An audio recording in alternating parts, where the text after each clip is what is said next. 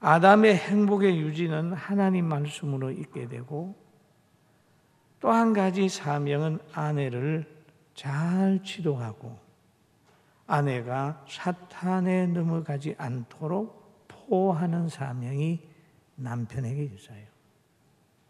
믿습니까? 굉장히 중요한 거예요. 그래서 남자는 아내를 잘 보호해야 된다. 고린도전서 7장 2절 3절을 보면 음행을 피하기 위하여 남자마다 자기 아내를 두고 여자마다 자기 남편을 두라. 남편은 그 아내에 대한 의무를 다하고 아내도 그 남편에게 그렇게 할지라. 그럼 의무를 다하라고 하는 것은 이마에 땀이 흘러야 먹을 것이 생기는데 이마에 땀을 흘려라. 남자는 열심히 일해라.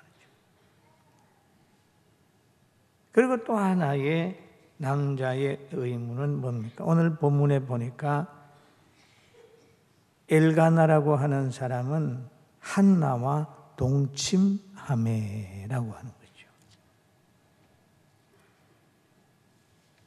그 엘가나라고 하는 사람은 한나를 많이 사랑했고 남편만 할 수 있는 그 여인에 대한 사랑을 쏟았다. 그래서 부부 간에는 서로 간에 의무를 다하는 거지요. 부부가 하나님의 음성을 듣고 서로 순종하면 서로 보호받아요. 여자도 보호받고 남자도 보호받고, 부부 중에 한 사람만 잘못돼도 그 가정에는 아픔이 시작이 됩니다. 그 여파가 누구에게 가느냐? 자녀에게 갑니다. 자녀에게. 사탄은 항상 약한 부분을 노리게 되어 있습니다. 약한 부분. 킥복싱 할 때도 보니까 상대의 약점이 있으면 그것만 때리더라고요. 사탄도 가장 약한 부분을 건드려요. 배고픈 사람에게는 먹는 걸로, 명예 좋아하는 사람은 명예로, 이성적으로 약한 사람은 그것으로 자꾸 유혹을 합니다. 그러면 이 사단이 가정을 넘어뜨리려고 하고 교회를 넘어뜨리려고 하고 부부관계를 자꾸 넘어뜨리려고 하는 거죠. 그럼 에덴 동산에서 하와가 쫓겨나게 하는 것은 사탄이 여자를 통해 들어가는 거예요. 왜냐하면 여자들이 귀가 얇잖아요. 남의 말 잘 듣잖아요. 창세기 3장 1절에서 3절. 그런데 뱀은 여호와 하나님의 지으신 들짐승 중에 가장 강교하니라. 뱀이 여자에게 물어 이르되 하나님이 참으로 너희에게 동산 모든 나무의 열매를 먹지 말라 하더냐. 여자가 뱀에게 말하되 동산 나무의 열매를 우리가 먹을 수 있으나 동산 중앙에 있는 나무의 열매는 하나님의 말씀에 너희는 먹지도 말고 만지지도 말라 너희가 죽을까 하노라 하였느니라 그랬어요. 그러면 이 뱀이 이 대화를 걸어왔을 때 이 여자는 자기 생각을 여기에 넣어야 죽을까 하노라, 먹지도 말고 만지지도 말라 하더라. 확신이 없어요. 이걸 하나님이 먹지 말라 그랬어. 먹으면 죽는다고 해서 탁 잘라 그래야 되는데 죽을까 하노라. 그러니 사탄이 그러는 거예요. 희미하게 되니까 안 죽어. 그거 먹으면 눈이 밝아서 하나님같이 되는 거야. 사탄의 지식이 그에게 딱 들어갔어요. 그래, 지식이 들어가면 감정이 변화가 생기는 거예요. 가치관의 변화가 생기는 거예요. 여러분, 잘못된 사람 한번 만나보십시오. 만나서 30분만 그 사람의 강의를 듣든지 상대를 하다 보면 이해가 가는 거예요. 그래서 어느 대학에는 주의자들이 가서 강의하려니까 여대생도 막 오지 마라, 남자들도 오지 마라. 왜? 오면 안 되거든요. 이단이 교회에 들어오면 안 되거든요. 그런 잘못된 사람들은 다 논리를 가지고 있기 때문에 들으면 그런가 싶어서 판단력이 흐려져 버리는 거예요.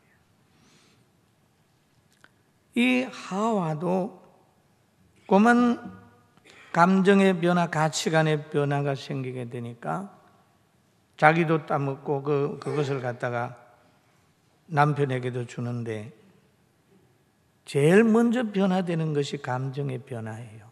창세기 3장 6절에 보니까 여자가 그 나무를 본즉 먹음직도 하고 보암직도 하고 지혜롭게 할 만큼 탐스럽기도 한 나무인지라. 하나님이 먹지 말라고 하는 게 먹음직스럽게 보이는 거예요. 그리고 하나님이 그거 먹으면 안 된다고 하는 보암직스럽게 보여요. 그걸 먹으면 어떤 큰 변화가 일어나는 것처럼 탐스럽고 지혜롭게 보였다. 그래서 그 여자가 그 열매를 따먹고 자기와 함께 있는 남편에게도 주매 그도 먹은지라. 그렇게 얘기합니다. 그러면 이때부터 지금 하와는 남편 아담을 타락시키는 여인이 된 거예요. 여자의 유혹이 또 아내의 유혹에서 이렇게 가는 거죠. 그런데 아내의 유혹에서 벗어날 수 있는 남자들이 몇 명이나 됩니까? 성경에 보면 아내로 인하여 성공한 사람이 있고 아내로 인하여 실패한 사람도 있습니다. 아내로 인하여 실패한 사람은 이셉, 아합이 실패했어요. 그 아내가 바알을 가지고 자꾸 남편을 자극해서 바알을 나라 가운데 자꾸 이렇게 퍼뜨려 버렸다. 삼손이라고 하는 사람은 이성으로 인하여 사역과 삶의 실패를 가져온 거예요. 그리고 우리가 아내가 잘못되는 그것을 가만 놔두면 결국 그것이 자기에게 영향을 주고 자녀를 타락하게 만드는 거예요. 여러분, 아내를 하나님의 말씀으로 사랑으로 잘 신앙 성장할 수 있도록 도와줘야, 환경을 만들어줘야 그 아내로 인하여 보호를 받습니다. 아멘. 아담의 존재가 하나님으로부터 만들어졌지만 결국 하와로 인하여 무너지는 거예요.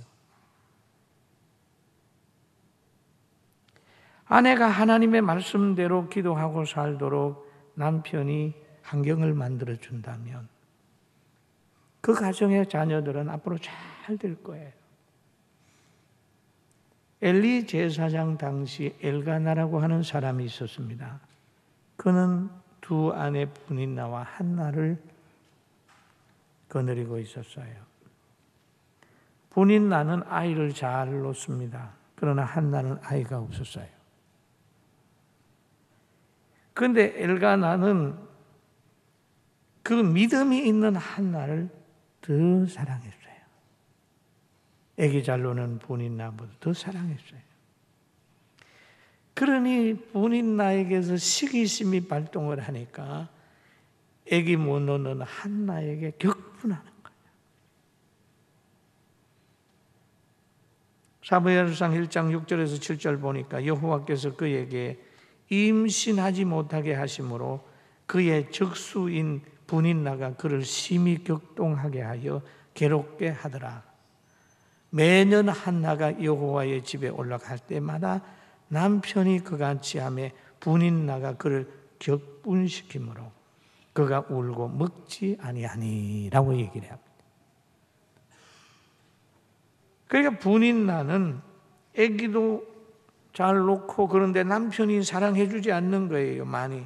그런데 그 한나를 사랑하니까 남편에 대한 불만이 한나에게 쏟아졌어요. 그때마다 한나가 많이 울었습니다. 그때 엘가나는 항상 믿음 있는 아내, 기도하는 아내, 어려운 문제를 하나님 안에서 해결하려고 하는 아내의 위로자가 됐어요. 여러분, 우리가 동행할 때도 믿음 있는 사람하고 동행하고요, 믿음 있는 사람하고 함께 무슨 일을 하든지 대화를 하면 믿음이 올라가요. 모든 것보다 교회 사랑하고 예수님 사랑하고 말씀 사랑하고 믿음 있는 사람 사랑, 이런 사람 보세요. 특징이 긍정적입니다. 사무엘상 1장 8절에 보니까 그의 남편 엘가나가 그에게 이르되 한나여 어찌하며 울며 어찌하여 먹지 아니하며 어찌하여 그대의 마음이 슬프냐? 내가 그대에게 10 아들보다 낫지 아니하냐? 이 엘가나는 한나에게 위로자가 됐습니다. 그리고 믿음이 있는 아내를 더욱 사랑했습니다. 여기에 보게 되면은 엘가나는 위로자가 됐어요. 당신이 애기 못 놓으니까 그러지. 당신이 애기 낳아봐. 본인 나도 당신 업신여기지 않을 거야. 뭐 그게 아니고 10 아들보다 낫지 아니하냐. 이런 교회에서도 위대한 직분자들은요, 사실 목회자의 위로자입니다. 훌륭한 장로님들 보면 목회하다가 힘들어할 때는 항상 위로자예요. 목사님 힘드시죠? 제가 도울게요. 권사님들도 마찬가지예요. 목회자들 보면 힘드시죠? 내가 도와드릴 건 없습니까? 기도하겠습니다. 위로자가 많은 교회가 잘 되고 위로자가 있는 가정이 행복한 가정이 되는 겁니다. 믿습니까? 믿습니까? 위로자가 돼. 그래서 또 한 가지 이 좋은 남편은 아내의 위로자가 된다. 그의 연약함을 보고 그의 모든 것을 볼 때 다 나의 지체인 줄 알고 위로자가 되라. 그리고 집에 들어오게 되면 그 아내를 사랑하는 말을 하고 혈기 부리지 마라. 따뜻하게 대하라. 여자는 한 번 소리 지르면요, 그것이 가슴에 들어가서 두근두근 해서 병으로 연결이 됩니다. 그리고 사무엘상 1장 23절에 보면 그의 남편 엘가나가 그에게 이르되 그대의 소견대로 하여 그를 젖되기까지 기다리라. 좋은 남편은 어떤 아내의 신앙의 인격을 인정을 하는 거예요. 한나가 하나님 앞에 기도했어요. 그리고 하나님이 태의 문을 열어줬어요. 그리고 자녀를 주었습니다. 아내가 하나님 앞에 서원하여 기도한 것을 존중하는 거예요. 그래서 하는 말이 그대의 소원대로, 소견에 좋은 대로 하시오. 하나님이 주는 이 아이를 당신이 하고 싶은 대로 하세요. 얼마나 멋있어요. 아내가 어떤 믿음으로 얘기하게 될 때 그건 안 돼. 당신 아들만 되나? 내 아들도 되는데 안 돼. 이렇게 말할 수 있지만은 엘가나는 믿음 있는 아내에게 말하기를 당신의 소원대로 한번 해보세요. 그러니까 그 여자 한나가 그의 아들을 양육하며 그가 젖되기까지 기다리다가 젖을 뗀 후에 그를 데리고 올라갈새 수소 3마리와 밀가루 1에바와 포도주 1 가죽 부대를 가지고 실로 여호와의 집에 나아갔는데 아이가 어리더라 라고 했습니다. 이 두 사람이 믿음의 동질이 됨으로 인하여 이 가정에서 자란 아이가 사무엘입니다. 이스라엘의 제일 위대한 사람 사무엘이. 우리가 흔히 소원이 있습니다. 우리 아들 잘 자라야 되는데. 학생들 날 잘 봐. 목사님 한번 봐. 여러분 부모의 소원이 뭔지 아세요?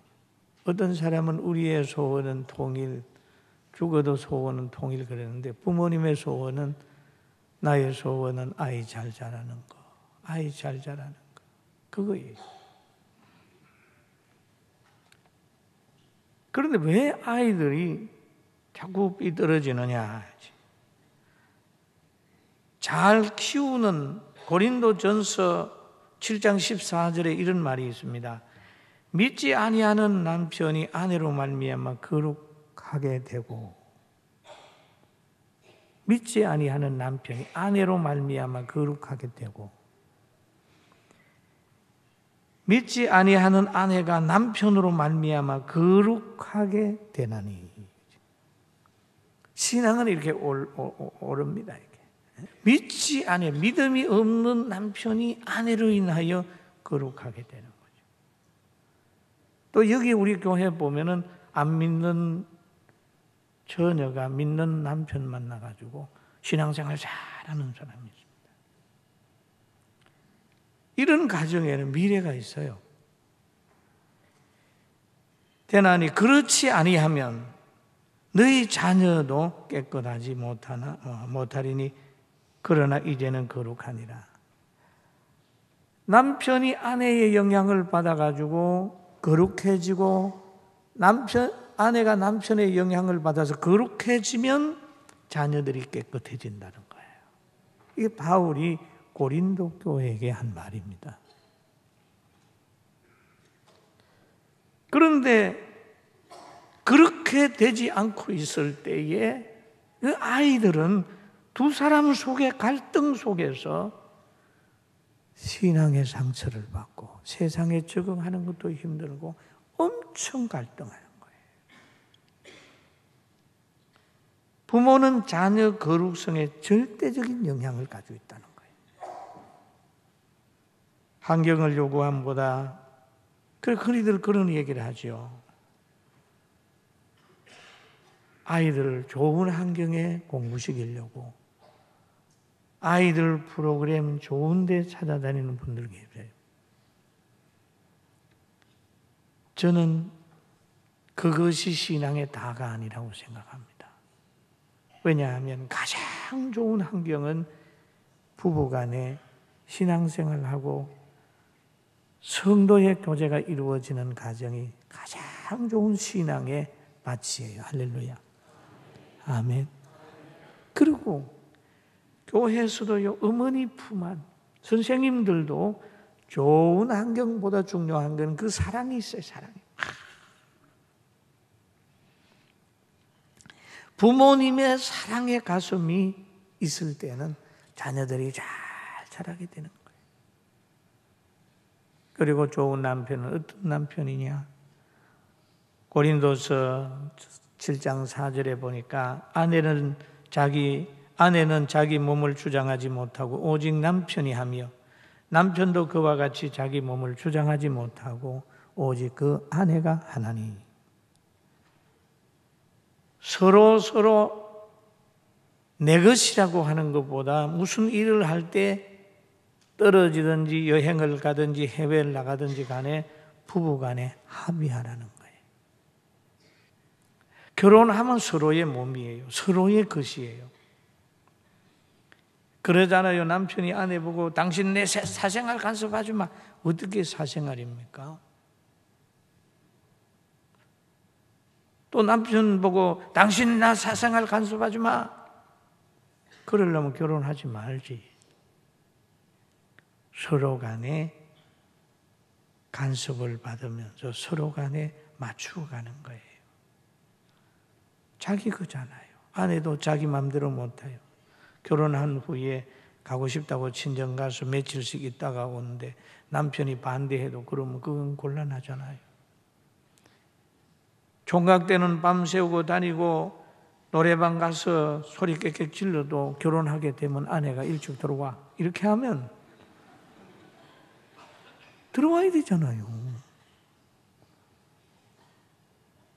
또 마찬가지예요. 아내도 뭐라 그러면 여보 일찍 좀 들어오세요. 그럼 들어갈 수 있어야 되죠.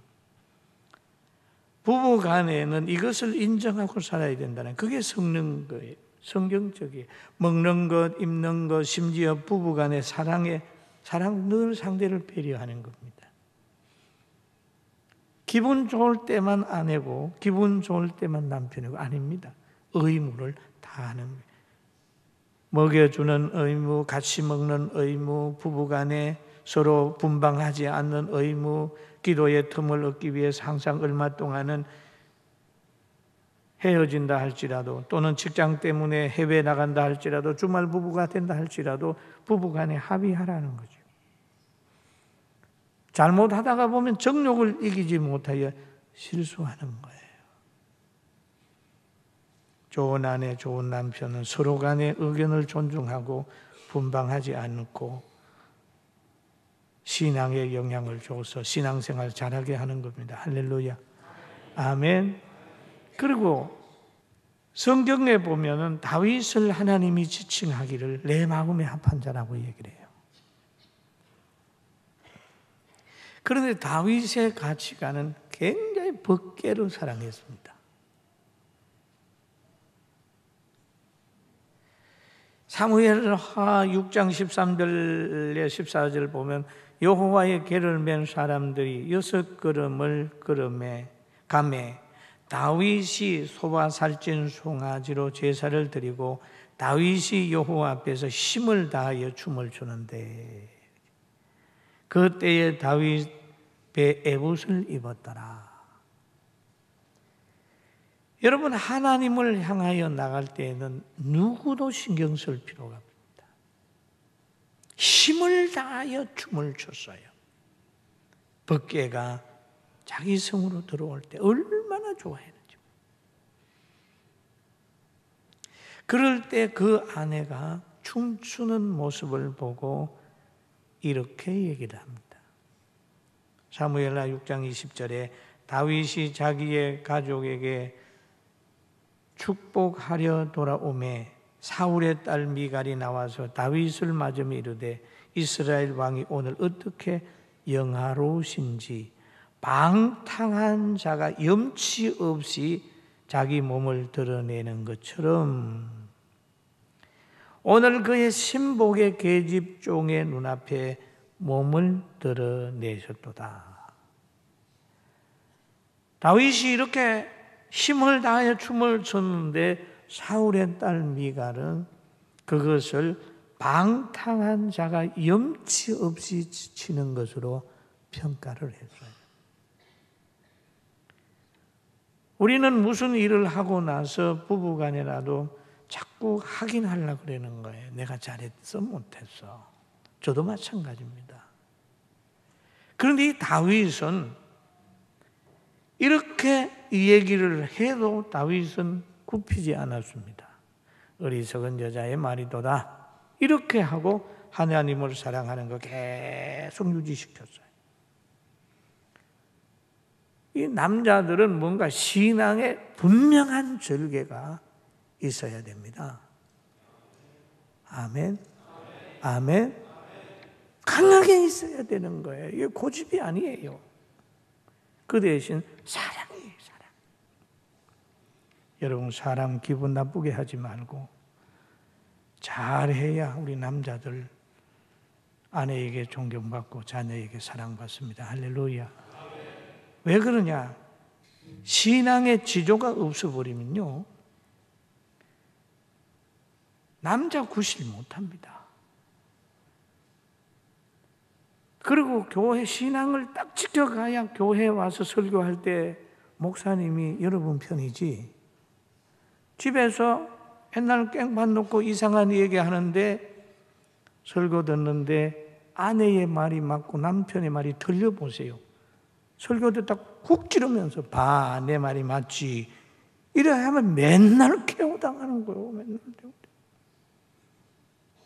여러분, 남자들은 신앙에 강한 절개를 가지고 변함없이 신앙생활 잘해야 되는 거예요.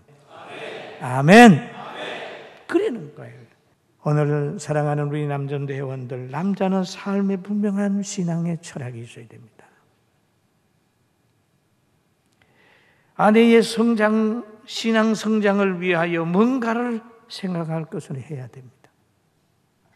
절대로 세상의 여러 말 듣고 아내의 신앙생활하는데 방해해서는 안 됩니다. 부정적인 말하면 아내가 마음 상하면 자녀들이 나중에가 문제가 생깁니다. 신앙으로 하나 되지 않으면 자녀가 거룩해질 수가 없습니다. 교회에서 말씀 바로 서고 예배 충실히 참석하고 넘치는 샘물이 오염되지 않습니다. 헌신 예배 드린 후에 상대를 돌보고 여러분이 누구에게 어떻게 협력해야 될지를 기억하면서 남자들의 신앙 바르게 하나님 말씀을 읽고 아내의 위로자, 교회에서 위로자가 되게 하고 분명한 신앙의 철학을 가지고 물질보다는 행복을 추구하고 진실하게 살아서 하나님이 축복받는 좋은 그릇 되기를 주의 이름으로 축원합니다. 기도하겠습니다.